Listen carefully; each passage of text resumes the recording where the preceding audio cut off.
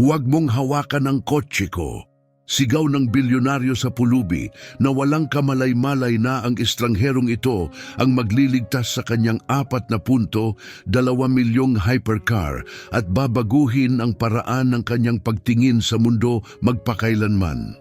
Kumakapal ang usok mula sa makina ng Quantum Apex sa gitna ng industrial na distrito habang paulit-ulit na tumatawag ng tulong ang tech mogul na si Ricardo Flores. Wala ni isang sumasagot. Nagsimulang magtipon ng mga tao. Ang makina na ginawa gamit ang teknolohiyang napaka-advanced kaya tanging sa pabrika lang ito maaaring ayusin ay naglalabas ng nakakatakot na tunog. Noon, itinaas ng gusgusing lalaki ang kanyang mga kamay at lumapit. Ginoo, may microfracture ang iyong quantum thrust cooling system sa secondary loop. Mahinahon niyang sabi, kayang-kaya kong ayusin ito. Napatigil si Ricardo, ang daliri nakalutang sa security dial. Paano nalaman ng lalaking ito ang tungkol sa sobrang sikreto at sopistikadong teknolohiya na kahit ang gumawa ay tumatangging kilalanin ang pag-iral nito? Sino ba talaga ang taong ito? At bakit may ganitong katalinuhan ang isang taong nakatira sa lansangan? Sa loob ng 1 minuto, mababasag ang lahat ng paniniwala ni Ricardo tungkol sa katalinuhan, halaga at tunay na kahalagahan ng isang tao. Bago tayo magpatuloy, saan ka nanonood ngayon? Mag-iwan ng komento at mag-subscribe para sa mga kwento ng di inaasahang katarungan na maaaring baguhin ang iyong pananaw. Hindi palaging palaboy si Alejandro Mandin. 3 taon lang ang nakalipas, siya ang lumikha ng mga cooling system na nagbago sa kaligtasan ng aerospace na nagligtas ng maraming buhay. Ngayon, natutulog siya sa labas, hindi nakikita ng mga tech leaders na nagmamadaling dumadaan nang hindi man lang siya pinapansin. Nagsimula ang kanyang araw gaya ng dati, gumising bago sumikat ang araw sa likod ng lumang pagawaan malapit sa Tech Row. Maingat niyang tiniklop ang tarp na parang sanay sa mga trabahong mataas ang panganib. Mahigpit ang kanyang umagang rutina, maglinis sa pampublikong palikuran, magsipilyo at pumunta sa aklatan kapag nagbukas. Ang pagkatuto na lang ang natitirang koneksyon niya sa dati niyang pagkatao. Linggo-linggo niyang inoobserbahan ang Quantum Apex. Paminsan-minsan ay dumadaan ang mga bihirang hypercar na ito papunta sa distrito ng mga elite. Natatandaan niya ang kakaibang tunog ng makina nito. Siya mismo ang tumulong magdisenyo ng naunang bersyon ng makinang iyon sa Aerotech Industries bago gumuho ang lahat. Isang MIT graduate na may 3 degree sa engineering at 7 patente, gumawa si Alejandro ng mga inobasyong nagkakahalaga ng milyon-milyon para sa mga kumpanyang matagal nang binura ang kanyang pangalan. Batid niya ang mapait na katotohanan, kaya niyang lutasin ang pinakamahirap na problema sa thermodynamics, pero hindi siya makalusot sa isang job interview dahil sa iisang bagay, bias. Tinawag siyang overqualified. Kapag na-interview man, sinasabing hindi siya akma sa kultura. Pero madaling hulaan ang totoo. Galing siya sa mahirap na komunidad, walang matatag na tirahan at may puwang sa resume, sanhi ng maling paratang na sumira sa kanyang karera. Gayunman, taas noo si Alejandro. 3 beses kada linggo siyang voluntaryong nagtuturo ng agham sa mga bata sa shelter. Binabasa niya ang mga lumang tech magazine mula sa basurahan ng malalaking opisina para manatiling updated. Pinatalas niya ang kanyang kakayahan kahit tinatangka siyang pahinain ng lipunan. Nung umagang iyon, bago pa huminto ang kotse, damanan niya ang problema. May kakaibang tunog ang makina, isang senyas na alam lang ng isang tunay na nakakaunawa ng teknolohiya. May bitak sa eksaktong lugar na dati na niyang binalaan sa mga blueprint. Binaliwala iyon ng mga executive para habulin ang deadline. Ngayon, isa sa mismong executive ang nakatayo, walang magawa, Sa harap ng kumukulong supercar, patunay ng babala na hindi pinakinggan. Lumapit si Alejandro ng dahan-dahan. Alam niyang ang pagtulong ay kadalasang sinusuklian ng hinala, hindi ng pasasalamat. Ang kanyang gusgusing damit at magulong balbas ang kadalasang dahilan para tawagin agad ang security kaysa pakinggan ang kanyang opinyon. Nakilala niya ang tingin ni Ricardo Flores, hindi pagkilala kundi takot. Ilang beses na niyang nakita iyon nitong mga taon. Hindi alam ni Ricardo na minsan inimbitahan din si Alejandro para magsalita sa parehong tech events kung saan siya ang pangunahing keynote. Muntik nang mag-cruise ang kanilang landas bago gumuho ang buhay ni Alejandro dahil sa mga maling paratang na napatunayang peke pero huli na. Sa tech world, madaling malimutan ang redemption pero ang kahihiyan ay habang buhay. Tinitigan ni Alejandro ang usok mula sa makina. Ang kulay at anyo nito ay nagbigay ng eksaktong palatandaan kung aling bahagi ang bumibigay. Kaya niya itong ayusin gamit ang simpleng kagamitan at kaalamang higit pa sa kasalukuyang mga engineer. Pero nagdalawang isip siya, alam niyang may panganib. Ngunit baka hindi lang yon tungkol sa panganib, baka tungkulin, baka pagmamalaki sa kanyang sining, o baka dahil kahit anuman ang nawala sa kanya, nananatili pa rin siyang isang taong lumulutas ng problema. Katapos lang ni Ricardo sa isa na namang walang saysay na tawag. Kita sa kanyang mukha ang inis habang pinapanood ng mga tao ang mahal niyang kotse na parang nagdurugo. Ang kanyang pera at reputasyon ay natutunaw sa harap ng lahat. Huminga ng malalim si Alejandro at lumapit. Ginoo, alam ko ang problema ng kotse mo, wika niya ng mahinahon. May microfracture sa secondary loop ng iyong quantum thrust cooling system. Ang mga salitang yon ang magsisimula ng mga pangyayaring hindi nila inaasahan. Ang sandaling yon ay hindi lamang tungkol sa pag-ayos ng isang marangyang sasakyan, kundi sa pagbubunyag ng mga bitak sa sistemang nagdedesisyon kung sino ang karapat-dapat bigyan ng ikalawang pagkakataon. Habang pumapalya ang hypercar, ganun din ang mga maling akala ni Ricardo Flores tungkol sa tagumpay, kabiguan at sa mga taong madalas nating binabaliwala.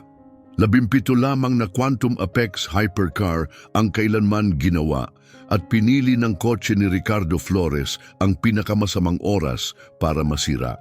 3 oras bago ang isang mahalagang investor pitch. 2 milya ang layo mula sa pinakamalapit na autorisadong service facility at nasa dead zone na walang signal ang telepono. Pakilayo sa sasakyan, sabi ni Ricardo, hindi man lang tumingin sa lalaking nasa tabi niya. May kumpiyansa sa tinig niya, ang kumpiyansa ng isang taong sanay masunod kaagad. Dumoble ang bilang ng taong nakapaligid sa umuusok na kotse. 12 ng cellphone ang nakataas, kinukuna ng bawat sandali. Nandyan siya, Ricardo Flores, tech genius at founder ng Nexus Innovations, na stuck sa tabi ng kanyang $4.2 milyong na kotse, isang trending story na naghihintay lang mangyari. Ginoo, talaga pong kaya kong tumulong, sabi ni Alejandro, nananatiling may distansya at magalang. Ang modelong ito ay may kilalang problema sa quantum thrust cooling system, particular sa secondary loop. Mabilis na lumingon si Ricardo sa kanya, pinutol ang kanyang sinasabi. At paano mo malalaman ang tungkol sa kotse na ito? Sinuri ng kanyang mga mata si Alejandro mula sa gusgusing damit at mahaba't hindi inahit na balbas hanggang sa gamit na bag na may laman ng lahat ng kanyang pag-aari. Ang inis ng bilyonaryo ay agad na nauwi sa malamig na pagtaboy. Tinitigan siya ni Alejandro, kalmado at direkta. Dahil ako ang tumulong magdisenyo ng prototype cooling system na pinagbasehan nito. Napatawa si Ricardo, isang maikli at mapanuyang tawa na nagpasimangot sa mga nakapaligid. Siyempre, panguuyam niya at ako naman ay part-time rocket scientist sa community college. Tinalikuran niya si Alejandro at bumalik sa kanyang telepono.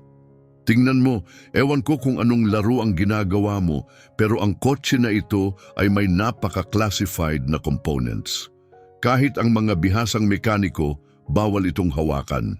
Hindi na tinag si Alejandro.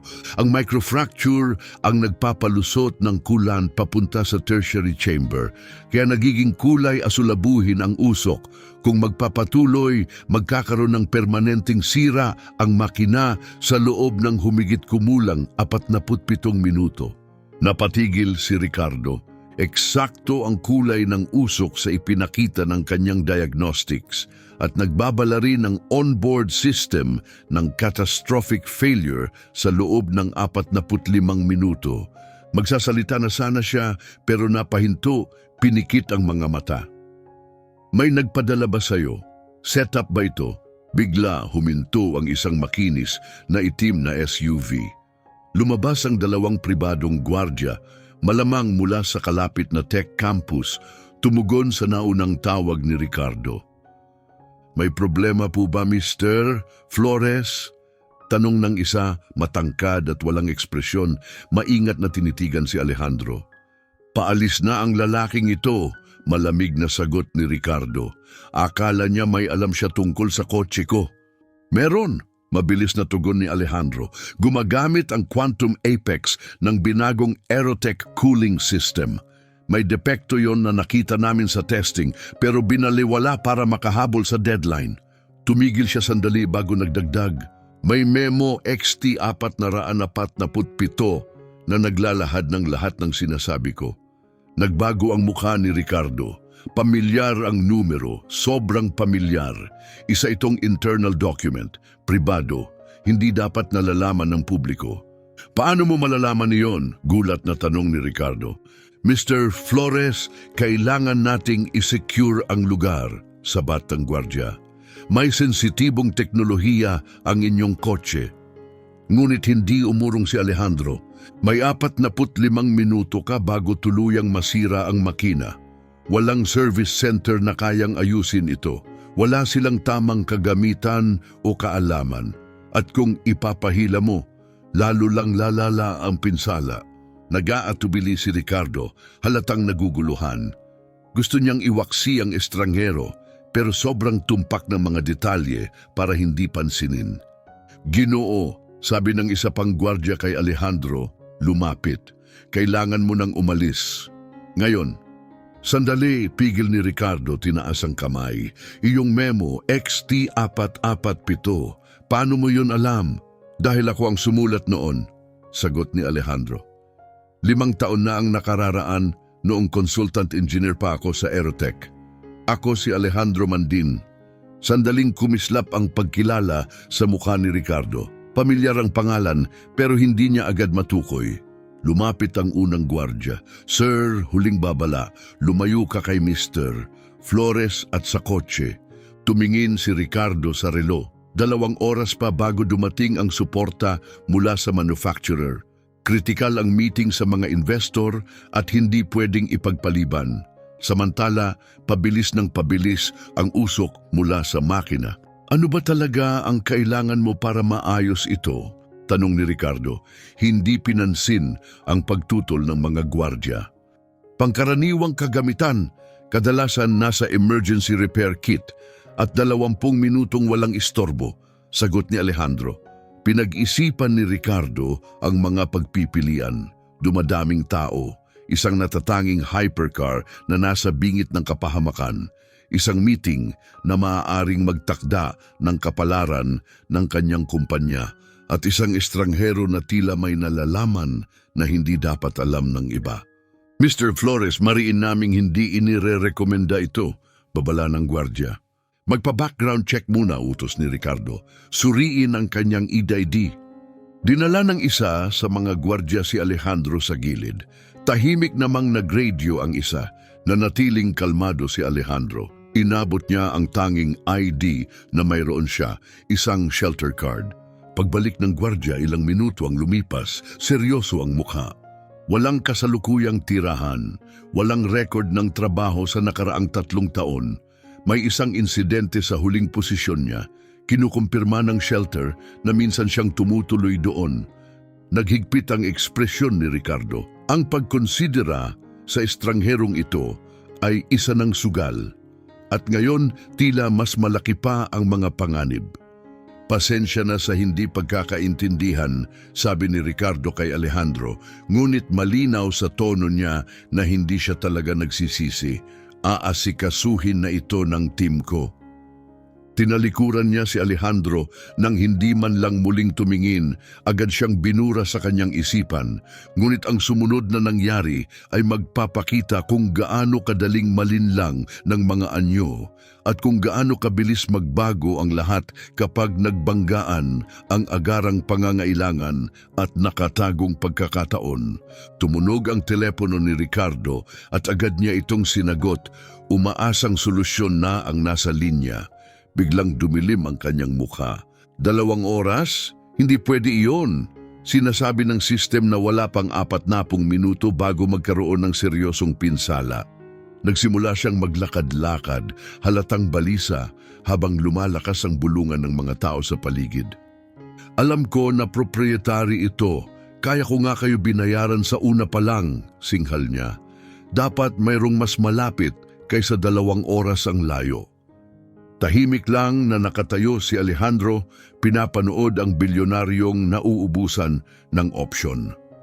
Nasa pagitan pa rin nila ang mga gwardya, ngunit hindi na sila ganoon kaigting. Kahit sila ay nagsisimula ng maunawaan na hindi ito pangkaraniwang eksena. Sige, hihintayin ko, iritadong sabi ni Ricardo sabay baba ng tawag. Walang silbi. Muling tumingin siya sa relo pagkatapos sa mas lumalaking ulap ng usok na umaakyat mula sa kanyang paboritong hypercar. Nagkatinginan ng mga gwardya, bakas ang pag-aalala. Sir, sabi ng matangkad na gwardya, dapat na ba nating palayasin ang mga tao kung may panganib ng sunog? Walang magiging sunog, kalmadong sagot ni Alejandro bago pa makasagot si Ricardo. Ang nakikita ninyo ay coolant vapor na tumatama sa thermal shields. Hindi iyon nasusunog. Ang tunay na problema ay ang quantum thrust bearings. Kapag nasira ang mga iyon, aabutin ng humigit kumulang 870,000 dolyar ang pagpapalit. Napatitig silang tatlo sa kanya, nagulat. Paano mo alam ang eksaktong halaga ng piyesa na iyon? Tanong ni Ricardo, nakataas ang kilay. Dahil ako ang tumulong magtakda ng orihinal na specs para sa mga bearing na iyon, mahinahong sagot ni Alejandro. Ginawa ang mga ito mula sa espesyal na haluang metal na 2 manufacturer lang sa mundo ang kayang iproseso. 11 linggo ang produksyon. Nanlabo ang mga mata ni Ricardo, pinaglalaruan ng hinala at pagkamausisa. Hindi pampublikong impormasyon iyon. Hindi nga, tugon ni Alejandro, walang pag-aalinlangan. Lumapit ang matangkad na gwardya kay Ricardo. Sir, kung gusto ninyo, maaari naming tawagan ang pulisya. Kung istorbo lang itong tao. Itaas ni Ricardo ang kamay, pinatigil siya. Nakatitig ang kanyang mga mata kay Alejandro. Sinabi mong ang pangalan mo ay Alejandro man din? Oo. At sinasabi mong nagtrabaho ka sa Aerotech Industries? Higit pa sa nagtrabaho lang, sagot ni Alejandro. Pinamunuan ko ang Thermal Dynamics Division na lumikha ng orihinal na bersyon ng cooling system na ginagamit ngayon ng kotse mo. Walang yabang sa kanyang tinig, puro katotohanan lamang. Patent number AT5729QX, nirehistro 5 taon na ang nakalipas. Ang Quantum Apex Cooling Unit ay binagong bersyon. Pareho ang batayang prinsipyo. Napakurap si Ricardo. Ang numerong iyon ng patent ay napakalihim, kilala lamang ng mga nasa loob. Bahagyang nagbago ang kanyang tindig. Lumapit siya ng kaunti at ibinaba ang boses. Kung totoo yan, bakit ka... Tumigil siya. Itinuturo si Alejandro mula sa kanyang gusgusing damit, pagod na mukha at plastic bag. Ang ibig mong sabihin, bakit ako palaboy? Agad na sagot ni Alejandro, walang pag-aatubili. Mahaba ang kwento, may kinalaman sa maling paratang, internal politics at sa pagiging hinusgahan batay sa mga bagay na hindi ko kayang baguhin. Pero sa ngayon, ang mahalaga ay masisira ng tuluyan ng kotse mo sa loob ng 35 minuto. At ako lang ang makakapigil niyan dito at ngayon. Muling tumingin si Ricardo sa oras. Mabilis nang lumalala ang sitwasyon, dumami pa ang tao. May dumating ng vlogger mula sa lokal na tech site, kinukunan ng eksena sa gilid. Hindi niya kayang magkaroon ng ganitong atensyon, lalo na bago ang meeting sa mga investor. Ano ba talaga ang kakailanganin mo para maayos ito? Tanong ni Ricardo. Iba na ang tono ng kanyang boses. Hindi na mapag-utos, kundi maingat. Halos may pag-asa. Kailangan kong makapasok sa secondary cooling loop, paliwanag ni Alejandro. Kailangan kong alisin ang kontaminadong coolant, tapalan ng fracture, tapos lagyan muli ng coolant ang system. Sa pagitan ng emergency repair kit at ilang gamit mula sa convenience store sa kabila ng kalsada, kaya kong paandarin ito ulit. Hindi aabot ng 20 minuto. Hindi kumbinsido ang mukha ni Ricardo. Imposible iyon, aniya. Sinabi ng manufacturer na kailangan ng clean room environment at advanced calibration tools para ayusin ito. Sobra lang nila itong pinapakomplikado, sagot ni Alejandro. Basic fluid dynamics lang ang pangunahing issue. Oo, proprietary ang coolant, pero simple lang ang workaround. Sobra lang ang pag-iingat nila. Isa sa mga gwardyang tahimik na nakikinig ay biglang nagsalita. Sir, kilala ko yata ang taong ito. Sabay na tumingin si Ricardo at ang isa pang gwardya sa kanya. Nagtuturo siya sa mga bata sa shelter sa West Side. Mga klase sa engineering. Totoo ang sinasabi niya. Bahagyang tumango si Alejandro, ngunit walang idinagdag. Tumingin si Ricardo sa gwardya at sigurado kang alam niya ang ginagawa niya? Sabi ng shelter coordinator, isa siyang henyo, sagot ng gwardya. Hindi ko siya nakilala agad, pero ngayon natatandaan ko na. Nagsimulang maglakad muli si Ricardo, mabilis ang takbo ng isip. Bawat minuto ay mahalaga. Patuloy na umuusok ang kotse.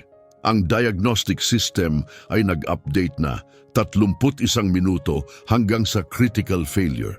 Ipakita mo, sabi sa wakas ni Ricardo, nakatingin kay Alejandro. Hindi ang mismong pag-aayos. Ipakita mo lang kung ano ang gagawin mo.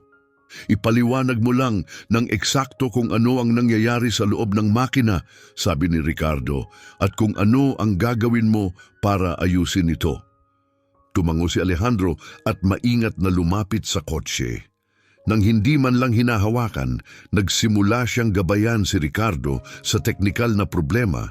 Itinuturo ang ilang parte sa loob ng engine bay na nakikita mula sa mga vents.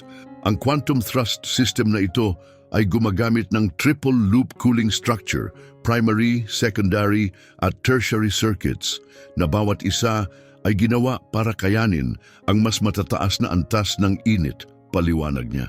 Ang secondary system ang naglalaman ng nano-engineered coolant na mahalaga sa pagpapatatag ng quantum reactions sa thrust bearings. May maliit na bitak, malamang dito, itinuro niya ng eksakto, na nagpapalusot ng coolant papunta sa tertiary loop. Kapag tumama ito sa thermal shielding, agad itong nagiging usok. Iyan ang nakikita ninyo ngayon. Habang nagsasalita si Alejandro, unti-unting nawawala ang pagdududa sa mukha ni Ricardo, napapalitan ng pagkamangha. Hindi siya basta nanghuhula. Detalyado niyang inilalarawan ang disenyo ng makina mula sa mga materyales, pagkakalagay, hanggang sa tungkulin ng bawat component. Impormasyong tanging may direktang karanasan lang ang makakaalam. Ang opisyal na solusyon ng pabrika ay full teardown dahil ipinapalagay nila ang total contamination, patuloy ni Alejandro. Pero base sa pattern ng tagas at uri ng usok, maaari nating ihiwalay ang sira, tapalan ito gamit ang thermal bond material at maibalik ang buong function nang hindi kinakailangang baklasin ang buong system. Alam ni Ricardo bilang tech expert na hindi nagbabluff ang lalaking ito. At saan ka makakahanap ng thermal bond sealant ngayon? Tanong niya, tunay ng interesado. Bahagyang ngumiti si Alejandro. May basic sealant compound sa emergency kit mo. Kung pagsasamahin natin iyon sa graphite ng isang particular na klase ng lapis na binebenta sa tindahan sa kabila ng kalsada, makakagawa tayo ng pansamantalang bonding agent na sapat para tumagal hanggang makakuha ka ng tamang pamalit. Nakatitig lang si Ricardo. Sinasabi mo sa akin na aayusin mo ang $4 milyong na hypercar ko gamit ang lapis? Hindi basta kahit anong lapis, sagot ni Alejandro, mahinahon. Staedtler Mars Lumograph, 8B grade. Ang graphite nito ay may tamang particle structure at density. Kapag hinalo sa sealant at inilapat sa tamang kondisyon, gagana ito.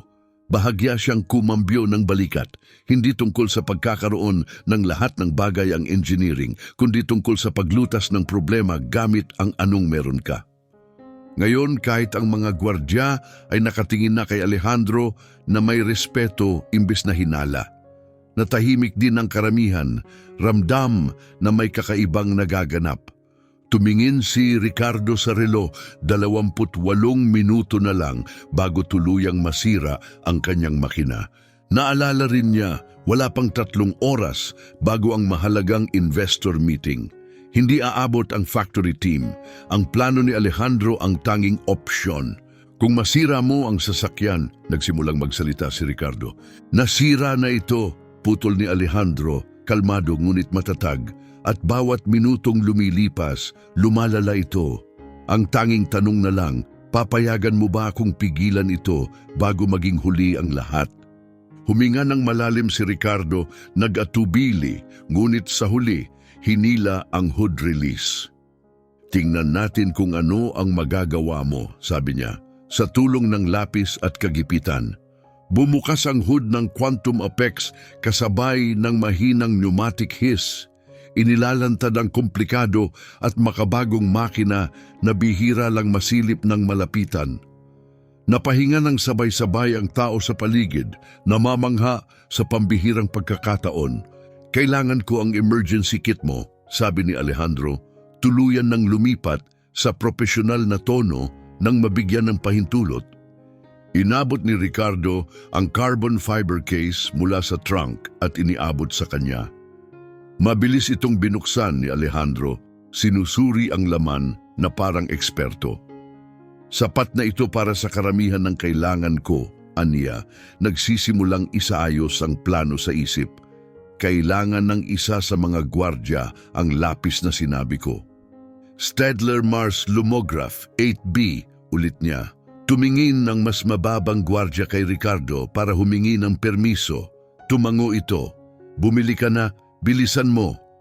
Habang tumatakbo ang gwardya patungo sa tindahan, inihanay ni Alejandro ang mga kagamitan ng mabilis at tiyak. Bawat galaw ay nagpapakita ng malalim na karanasan. Para kay Ricardo, parang ibang tao ang kaharap niya, isang veteranong engineer na disiplinado at kalmado. Makikita ang microfracture kapag tinanggal ko itong panel, paliwanag ni Alejandro. Pumili ng partikular na tool. Malinaw ang coolant, pero nag-iiwan ito ng manipis na bakas. Doon ko makikita ang sira. Hindi napansin ni Ricardo na tumatango na siya habang nakikinig. Kahit may pagdududa pa, hindi niya maitanggi ang kasanayan ni Alejandro. Gaano ka katagal nagtrabaho sa Aerotech? Tanong niya. 3 taon bilang lead thermal engineer, dagdag na 2 taon bilang consultant, sagot ni Alejandro nang hindi inaalis ang atensyon sa trabaho hanggang sa insidente na sumira sa aking karera. Nakunot ang noo ni Ricardo. Anong insidente? Sandaling natigil si Alejandro. Isang pagkabigo ng prototype. Isinisi sa aking team ng pamunuan. Kalaunan, natuklasan sa internal investigation na dahil yun sa mga executive na binaliwala ang safety protocols namin. Pero sa oras na yon, wasak na ang pangalan ko. Bumalik siya sa gawain, matatag ang kamay at kalmado ang boses. Ang mga panel na ito ay tamper-resistant by design, dagdag niya. Pwede ko bang mahiram ang flashlight ng telepono mo? Iniabot ito ni Ricardo. Hawak ang ilaw ayon sa direksyon. Pinanood niyang maingat na tinanggal ni Alejandro ang maliit na access panel. Umalingaw-ngaw ang mahinang hissing sound. Ayan na, sabi ni Alejandro, itinuro ang halos di makikitang guhit, manipis na parang buhok kung saan lumalabas ang usok.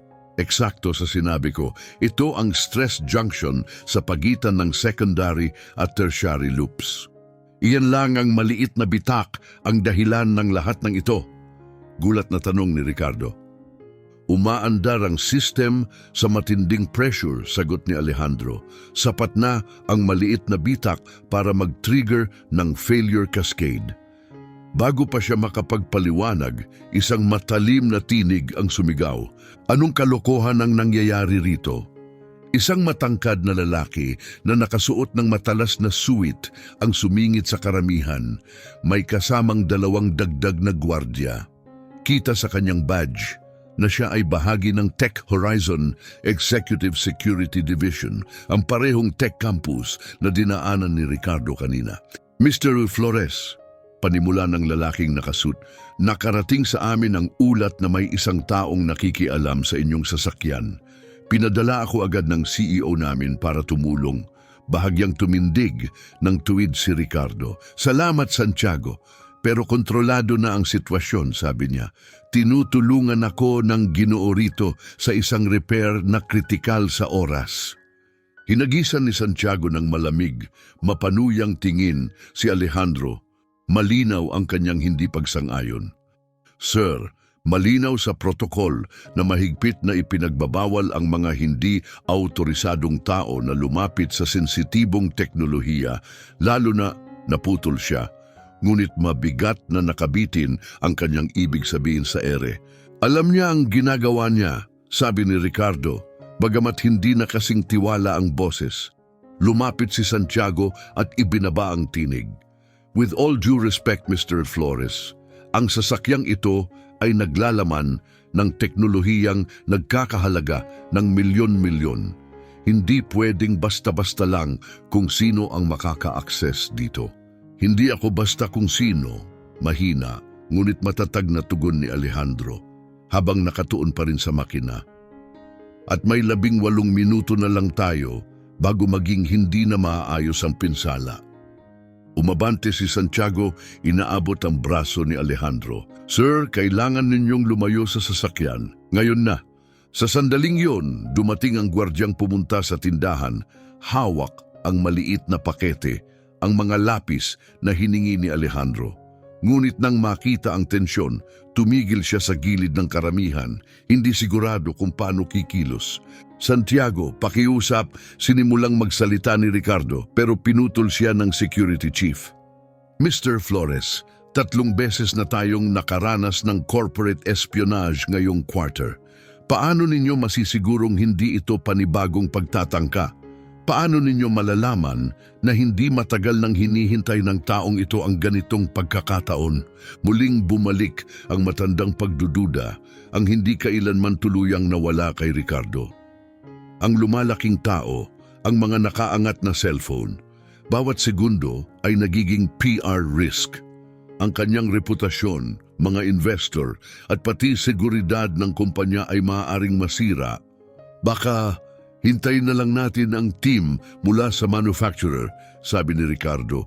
Nag-aalangan, bumibitaw ang kumpiyansa. Tumingala si Alejandro mula sa kanyang ginagawa. Kalmado ang mukha kahit muling naramdaman ang pamilyar na sakit nang muling isinantabi. Sa loob ng 15 minuto, aniya, hindi na ito repair. Magiging full engine rebuild na ito. Sir, sabi ni Santiago, direkta nang kinausap si Alejandro. Lumayo ka sa sasakyan. Kung hindi, tatanggalin ka namin. Dahan-dahang ibinaba ni Alejandro ang mga gamit at tumayo ng tuwid. Naiintindihan ko ang posisyon mo, Mr. Flores, magalang niyang sabi. Pero kailangan mong maunawaan din ito. Itinuro niya ang isang bahagi sa malalim ng makina. Iyan ang Quantum Stabilization Unit. Sa loob ng 14 na minuto, aabot sa critical temperature ang coolant. Kapag nangyari iyon, hindi lang bearings ang masisira, pati ang buong engine core. 3 buwan ng downtime. Napatigil si Ricardo, malinaw na nahahati sa pagitan ng panganib ng kumilos at hindi kumilos. Muling umabante si Santiago. Nakatawag na kami ng pulis. Wala siyang ID, walang credentials, walang pahintulot para lumapit sa teknolohiyang ito. Maaaring lalo pa niyang sinisira. Huminga ng malalim si Alejandro, mahina ngunit matatag ang tinig. Kung tutuusin, natulungan ko na kayong tukuyin ang problema. Baka sakaling makatulong iyon sa mga engineer ng manufacturer pagdating nila. Umatras siya mula sa makina, dignified ang tindig kahit sa ilalim ng presyon. Sa sandaling iyon, lumapit ang gwardyang may dalang lapis at bumulong kay Ricardo. Sir, habang nasa labas ako, tinawagan ko ang shelter. Kinumpirma nila, nagtuturo siya ng engineering classes doon. Nag-atubili siya bago nagdagdag. Sabi ng coordinator, isa siyang henyo. Baka dati pa siyang MIT professor. Eksaktong sandaling iyon, nagbigay ng isa pang urgent alert ang diagnostic system ng kotse. Warning, 12 minutes to critical system failure, lalong tumindi ang presyon. Alam ni Alejandro na baka iyon na ang huling pagkakataon niya, kaya gumawa siya ng matapang na hakbang. Mr. Flores, anya, gawin mo lang ang isang tawag, isa lang. Tawagan mo si Dr. Carmen Mendoza ng Space Tech Industries. Sabihin mong narito si Alejandro Mandin, nabigatan ng hangin sa paligid, naghanda na sina Santiago at ang iba pang gwardya para kumilos.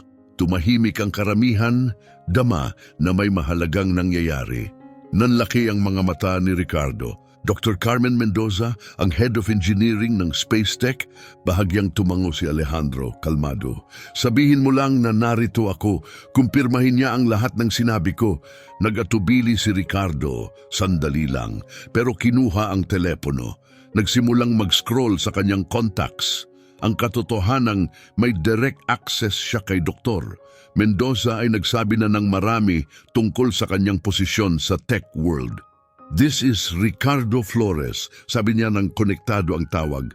Pasensya na sa abala, Doktor. Mendoza, pero may kakaibang sitwasyon ako. Sumulyap siya kay Alejandro. May isang tao rito na sinasabing kilala ka niya. Alejandro Mandin daw ang pangalan. Habang nakikinig si Ricardo, agad nagbago ang kanyang ekspresyon. Nanlaki ang kanyang mga mata sa pagkagulat at kalaunan ay sa pagkilala. Nagkatinginan ng mga gwardya, hindi na sigurado. Isang buong minuto ang lumipas habang nasa linya si Ricardo, paulit-ulit na sumusulyap kay Alejandro at unti-unting lumalalim ang respeto. Sa wakas, nagsalita siya. Oo, narito siya mismo. Pwede ko bang ilagay ka sa speaker? Pinindot niya ang isang button at iniabot ang telepono sa pagitan nila. Alejandro Mandin, totoo bang ikaw yan? Ang boses mula sa kabilang linya ay matalas, propesyonal at puno ng pagkabigla. Bahagyang lumambot ang mukha ni Alejandro, may kaunting ngiti. Hello Carmen, matagal na tayong hindi nagkita. 3 taon, 4 na buwan at 22 araw, agad niyang sagot. Nawala ka, hinanap ka namin kahit saan. Mahaba ang kwento, simpleng sabi ni Alejandro. Sigurado akong ganun nga, tugon ni Dr. Mendoza, biglang naging seryoso ang tinig. Ricardo, alam mo ba kung sino ang kausap mo ngayon? Si Alejandro Mandin, ang pinaka-brilliant na thermal systems engineer na nakatrabaho ko. Ang mga disenyo niya sa quantum cooling ang nagbago ng lahat sa aming industriya.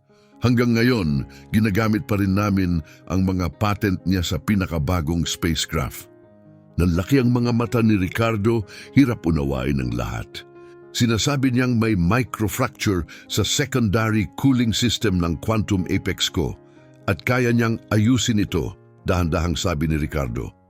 Kung sinasabi ni Alejandro na kaya niyang ayusin, maniwala ka, kaya niya iyon. Mabilis na sagot ni Dr. Mendoza. Sa katunayan, malamang siya mismo ang tumulong magdisenyo ng eksaktong system na nasa kotse na yan. Pagkatapos niyang umalis, kinuha ng Aerotech ang ilang patent niya para gamitin sa automotive line nila. Kumilos ng alanganin si Santiago, ang security chief. Sa tabi, ang gwardyang bumili ng lapis ay lumapit pa kay Alejandro. Nagbago na ang tindig. Hindi na siya mukhang naghihinala. Ngayon, tila protection pa at humahanga. May isa pa, mahina ang sabi ni Ricardo. Mukhang palaboy siya. Ako nga, kalmadong sagot ni Alejandro, inalis ang bigat ng sitwasyon kay Ricardo. 3 taon na akong nakatira sa lansangan, Carmen. Nabahala ang kabilang linya, walang imik, imposible. Matapos ang insidente sa Aerotech, lahat ng malalaking kumpanya ay nagpadala ng alok. Ako mismo, nag-alok sa'yo, gulat na sabi ni Dr. Mendoza. Naalala ko, malumanay na tugon ni Alejandro. Sabi ko nga, mahaba ang kwento. Pero ngayon, may 9 na minuto na lang si Mr. Flores bago tuluyang masira ang kotse niya. Kung paninindigan mo ako, baka payagan niya akong tapusin ito. Parang tugma sa oras, tumunog muli ang system ng kotse. Warning, 9 minutes to critical system failure. Tumalim ang tinig ni Dr. Mendoza. Ricardo, makinig kang mabuti. Hayaan mong tapusin ni Alejandro ang trabaho. Hindi lang siya may kakayahan. Malamang siya ang pinakakwalipikadong tao sa buong mundo para ayusin ang system na iyan. Pinagkakatiwalaan ko siya sa spacecraft na nagkakahalaga ng bilyon. Ligtas ang kotse mo. Tumingin si Ricardo kay Alejandro na may bago ng respeto at linaw. Hindi ko maintindihan kung totoo ang lahat ng ito. Paano ka napunta sa ganitong sitwasyon? Diretso siyang tinitigan ni Alejandro, walang iwas. Maling paratang, racial profiling, isang sistemang nagpaparusa kahit walang patunay at bihirang magbigay ng pagkakataon para bumangon. Kapag bumagsak ka, walang address, walang telepono, walang credit history, halos imposible nang makabalik. Pero pag-usapan na lang natin yun mamaya. Ngayon, iligtas muna natin ang kotse mo. Tahimik na tumango si Ricardo. Santiago, umatras ka. Dr. Mendoza, salamat, dagdag niya. Sandali, mabilis na sabi ni Dr. Mendoza. Alejandro, kapag natapos ito, tawagan mo ako. Kaagad, may mga posisyon kaming nakalaan para sa iyo simula noon pa. Bahagyang ngumiti si Alejandro. Pag-iisipan ko, Carmen. Paalam. Pinutol ni Ricardo ang tawag at humarap kay Alejandro. May utang akong paumanhin sa iyo. Ang utang mo sa akin ay ang pagkakataon na tapusin ko ang sinimulan ko. Tugon ni Alejandro. Nakatuon na muli sa makina. Itinuro niya ang pakete ng lapis. Agad itong iniabot ng gwardya. Maingat na pumili si Alejandro ng isang partikular na lapis, parang isang bihasang manggagawa. Ito ang kailangan. Habang ipinagpapatuloy niya ang trabaho, nagbago ang atmosfera. Ang bulungan ng karamihan ay wala ng halong pagdududa o panunuya, puro paggalang na. Maging sina Santiago at ang kanyang mga tauhan ay umatras na, nanonood na lamang ng tahimik. Paano eksaktong gumagana ang ayos na ito? Tanong ni Ricardo, tunay ng interesado. Habang abala sa trabaho, kalmado at nakapokus si Alejandro. Ang sealant sa emergency kit mo ay idinisenyo para pansamantalang gamitin sa primary loop. Pero kung ihalo ko ito sa graphite, itong particular na klase ng graphite, makakagawa ako ng compound na bumubuo ng matibay na bond sa alloy ng secondary system mo. Eksakto at bihasa ang galaw ng kanyang mga kamay. Pinaghalo ang mga materyales sa isang lalagyan mula sa kit. Bubuo ito ng seal sa molecular level, sapat para kayanin ang matinding init at pressure. Hindi man permanente, pero sapat hanggang magawa ang tamang pagkukumpuni. Namangha si Ricardo habang pinapanood, at ikaw ang nakaimbento ng prosesong ito? Sabihin na lang nating ang pangangailangan ang nagtuturo sa iyo maging malikhain, tugon ni Alejandro. Kapag sanay ka sa tira-tirang gamit at walang budget, mabilis kang matutong mag-innovate. Muling tumunog ang diagnostic system. Warning, 6 minutes to critical system failure. Tumingala si Alejandro. Kailangan ko ng lubos na katahimikan at konsentrasyon para sa susunod na bahagi. Kailangang perpekto ito, isang pagkakataon lang. Agad na tumango si Ricardo at umurong pinahinto ang iba. Sumunod ang karamihan, bumaba ang mga cellphone, natigil ang mga usapan. Lahat ng mata ay nakatuon na ngayon sa taong ilang minuto lang ang nakalipas ay itinuring na walang halaga. Yumuko si Alejandro sa bukas na makina na parang isang surgeon. Bawat galaw ay sinadya, bawat hininga ay kontrolado.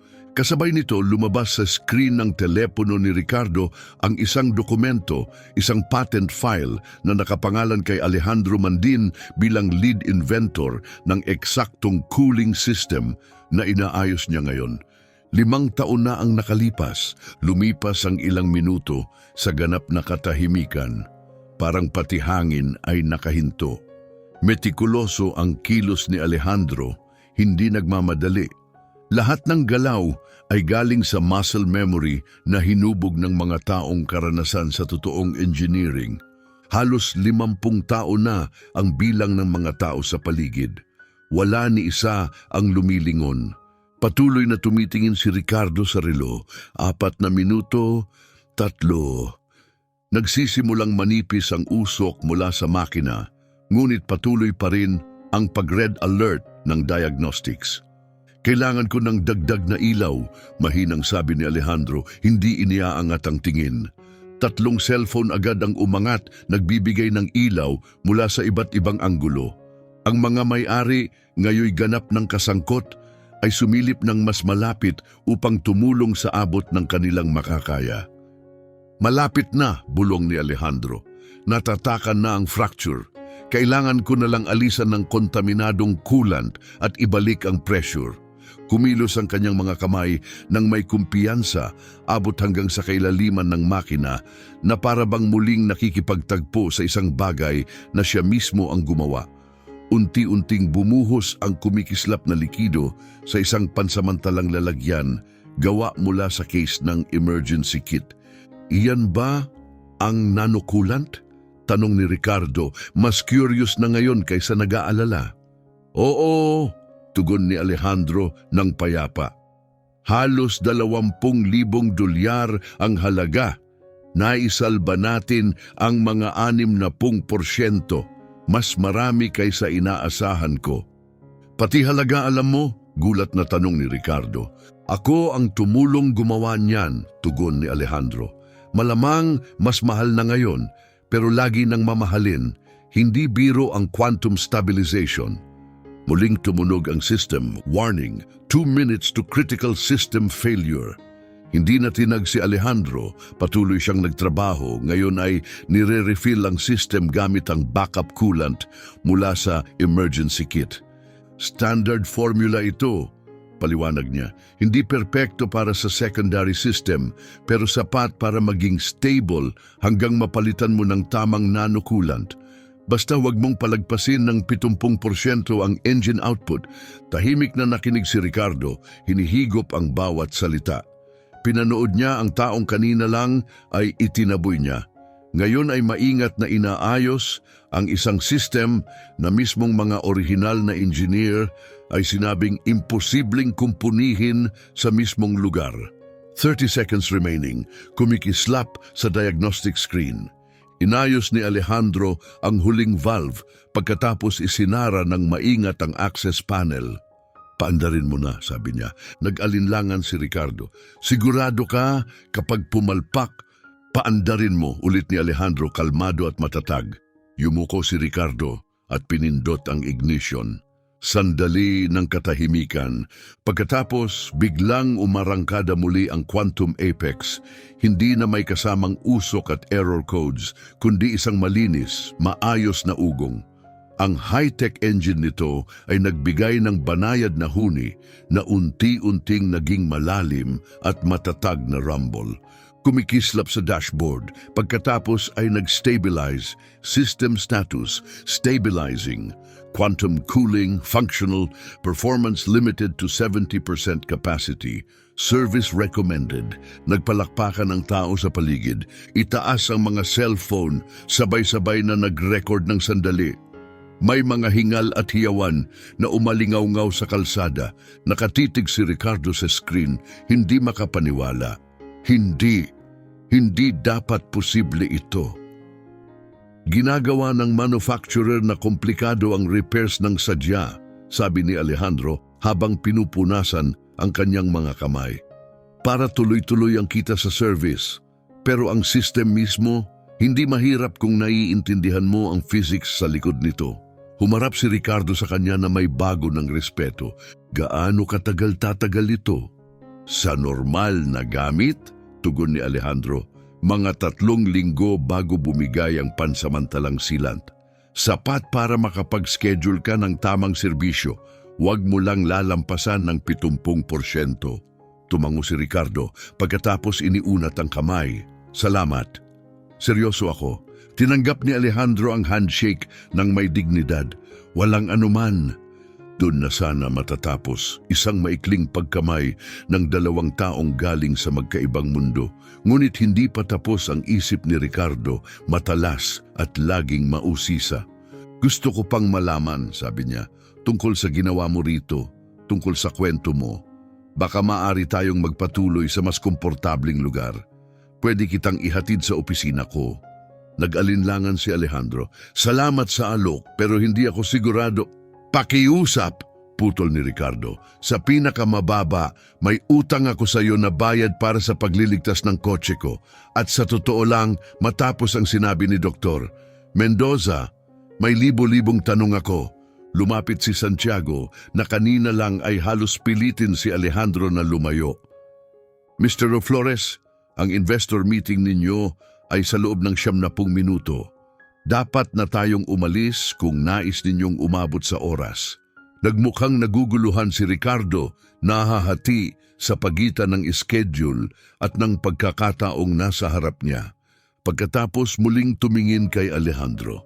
Sumama ka sa akin sa meeting, biglang sabi niya. Ang mga investor na iyon ay magpopondo ng bagong quantum cooling system para sa computing. Maaari mong baguhin ang buong usapan. Napakahalaga ng insight mo, umiling si Alejandro. Hindi ako nakaayos para sa isang investor pitch. Tumingin sa relo si Ricardo at ngumiti. May oras pa tayo. Humarap siya kay Santiago. Tawagan mo ang bespoke on 5th. Sabihin mong kailangan natin ng pinakamagandang suit sa sukat ni Alejandro. Full professional styling. Handa sa loob ng 30 minuto.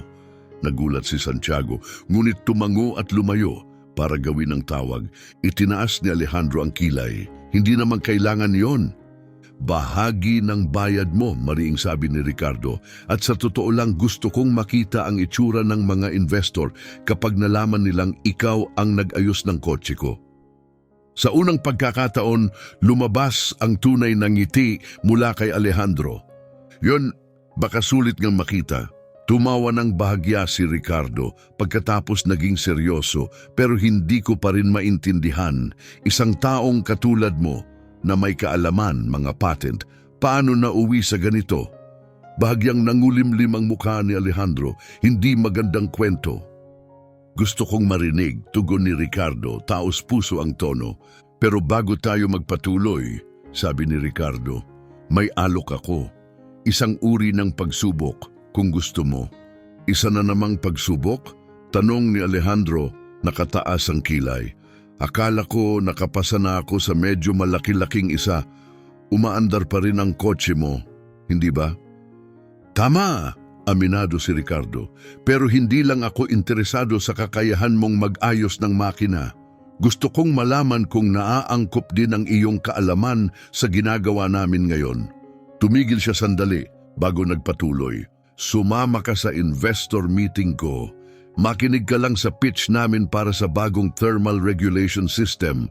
Kung makakita ka ng depekto sa disenyo o makapagbigay ng mungkahi na pinaghihinalaan kung kaya mo, iaalok ko agad sa iyo ang consulting role. Matiim na pinagmasdan siya ni Alejandro, naghahanap ng anumang senyalis ng nakatagong agenda. At kung hindi ako interesado, Babayaran pa rin kita ng patas sa pagliligtas ng kotse ko at ng meeting ko, sagot ni Ricardo. Pero may kutob ako na maiengganyo ka sa ginagawa namin. Ang sumunod na nangyari ay hindi inaasahan ni Numan. Sa wala pang 20 minuto, ang isang taong naging invisible sa industriya ay muling papasok sa mundong minsang nagsara ng pintuan sa kanyang mukha. Isang dramatikong pagbabagong anyo. Sa loob ng pribadong fitting room sa Bespoke sa 5th Avenue, lumabas si Alejandro na tila ibang tao. Ang custom-fitted charcoal suit ay bumagay sa kanyang katawan. Malinis ang kanyang balbas, inayos ang kanyang buhok. Sa kanyang matangkad na tindig at maayos na itsura, hindi maiwasang mapatingin ang staff ng tindahan na may paghanga. Tumango si Ricardo sa pag-apruba. Ngayon, eksakto kang mukhang kung sino ka talaga, isang world-class engineer. Inayos ni Alejandro ang kanyang cuff at bahagyang ngumisi.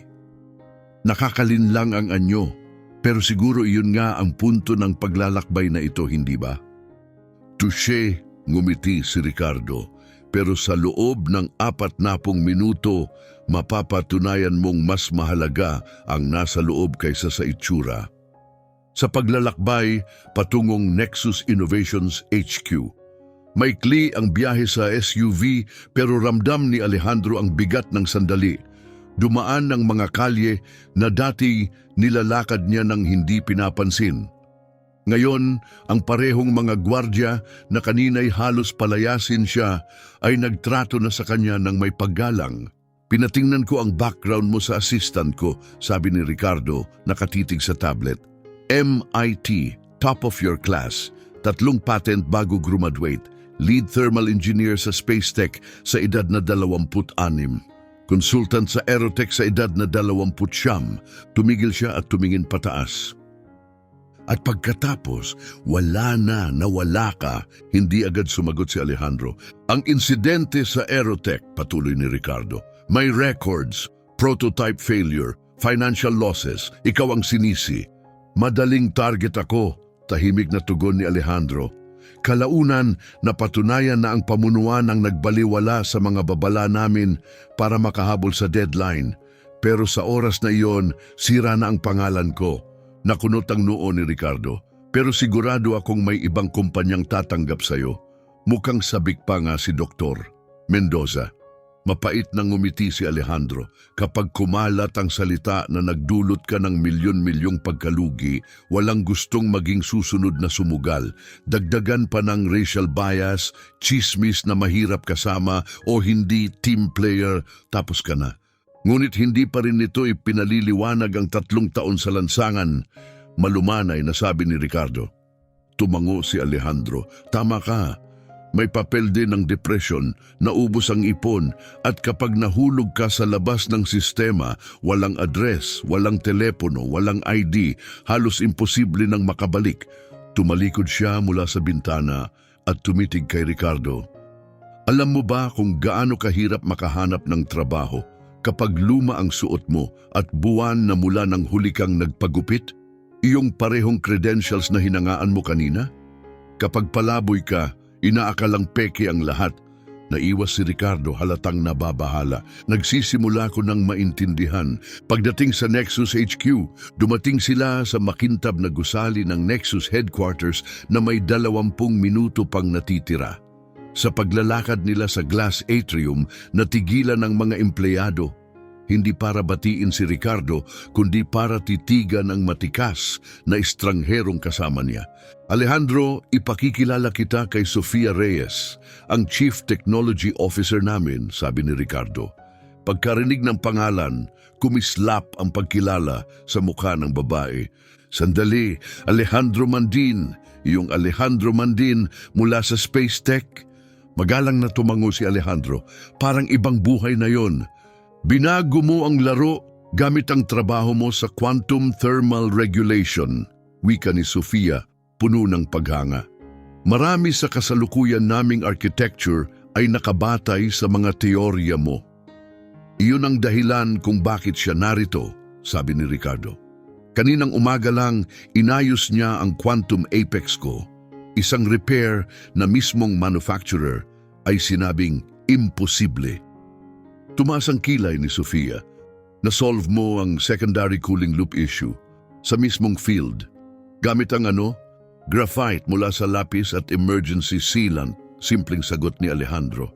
Napatitig si Sofia pagkatapos biglang tumawa sa tuwa. Genius iyon, perpektong didikit ang graphite nanoparticles sa polymer chain ng sealant. Umiling siya sa paghanga, bakit hindi namin naisip yon? Kapag masyado kang malapit sa problema, natatabunan ng mga simpleng sagot. Sagot ni Alejandro. Tumingin sa relo si Ricardo. Naroon na ang mga investor. Tara! Pagpasok nila sa conference room, natahimik ang lahat ng usapan. Lahat ng mata ay napalingon, hindi sa CEO na inaasahan nila, kundi sa lalaking kasama niya. Ang lalaking minsang nakalimutan, ngayon ay muling naglalakad papasok sa liwanag. Isang dosenang investor, mga makinis, disiplinado at matikas ang bihis, sabay-sabay na bumaling upang suriin ang hindi inaasahang bisita. Tahimik, ngunit may kumpiyansa na lumapit si Ricardo sa unahan ng silid. Bago tayo magsimula, wika niya, nais kong ipakilala ang isang espesyal na tao. Itinuro niya si Alejandro. Ito si Alejandro Mandin, ang taong nagdisenyo ng quantum thrust cooling system na nagrevolusyon sa aerospace tech 5 taon na ang nakalipas. At ang parehong taong nag-ayos ng hypercar kung sinasabing imposibleng ayusin gamit lang ang talino, kasanayan at isang lapis. Nag-iba ang hangin sa silid, ang mga mata ng mga investor, unay mausisa, ay napalitan ng paghanga habang tumitimbang ang bigat ng mga salita ni Ricardo. Ngunit ang sumunod na naganap ay magiging alamat sa buong Silicon Valley, isang sandaling magdudulot ng alon na lalampas pa sa 4 na sulok ng kwartong iyon. Ang pitch habang nagsimula ang Nexus Innovations team sa kanilang presentasyon para sa Breakthrough Thermal Regulation System para sa quantum computing, nakaupo lamang si Alejandro, nakikinig ng mabuti. Paminsan-minsan, nagsusulat siya ng mga tala sa notepad.